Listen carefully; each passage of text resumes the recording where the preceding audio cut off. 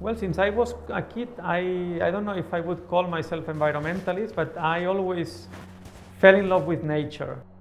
I am Marc Palaí, the director of the European Forest Institute. I am originally from Barcelona, now living in the middle of the forest here in Finland. Our forests are hosting 80% of all the biodiversity globally. They are our largest terrestrial carbon sink.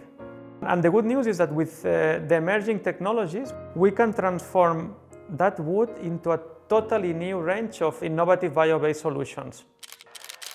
Fashion is an incredible sector. It's a $3 trillion business. The fashion industry is responsible for around 5% of the global greenhouse emissions. So it's also responsible for 20% of the global wastewater. And the fact that we are using oil-based materials like polyester also generates the big problem of microplastics in our oceans. The change that we need to put forward is massive. If you consider that we are producing roughly 100 million tons of textile fibers today. Wood is the only significant alternative for the textile sector.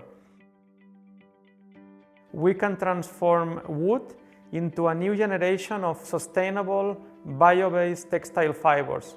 The tree does the same thing than the cotton plant. It actually produces cellulose.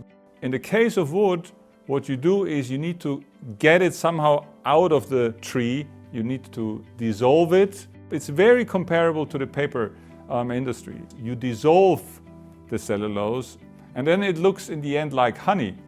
And then you blow air onto it and then the molecules start to arrange and suddenly you get a very beautiful fiber. There has been a lot of investment in innovation to make wood-based textiles sustainable. This means using circular systems where the chemicals are 99% circulated. There is Ion Cell, maybe you have heard about Tencel, which is the way that Lenzing commercialized. But there are many other technologies.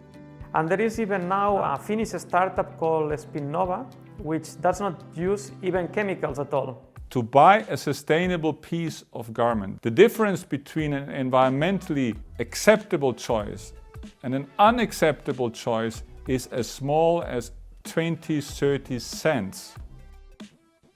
I know that H&M is very interested in moving towards sustainable wood-based textiles. I know that Nike also is trying to promote recycling to produce their own footwear products.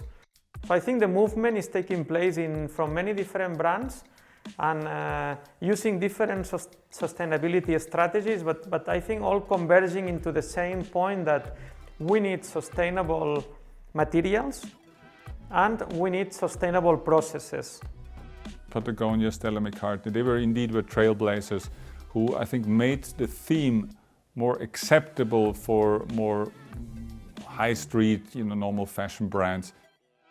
NGOs started to work on the brands. Consumers start to wake up. Consumers put pressure on the total value chain. Consumers put pressure on governments. Governments wake up to the challenge. We get an EU Green Deal and things just start to fall into places. And I think whether we want it or not, the whole industry will follow.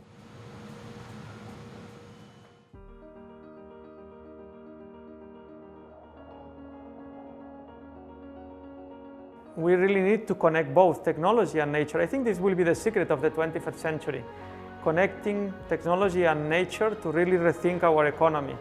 And I think now the secret in the coming decades is to recognize that the true purpose and the true engine of our economy is nature.